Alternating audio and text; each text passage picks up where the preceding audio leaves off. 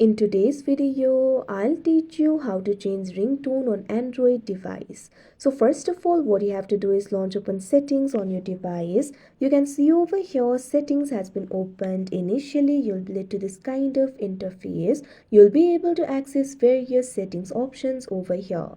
So what you have to do is find this option for sound and vibration and tap on it. Now after you do that, you'll be able to access the settings related with sound and vibration. What you have to do is scroll down and find the option for phone ringtone. After you do that, tap on it. Now you'll be able to see several ringtones over here. So if you want to change the ringtone, what you have to do is simply tap on the ringtone that you would like to change to. Now tap on the OK option that you can see on the screen. Now you can see over here your phone ringtone has been changed. So like this you'll be able to do it. So that is how you change ringtone on Android device. I hope you found this video helpful. Thank you for watching.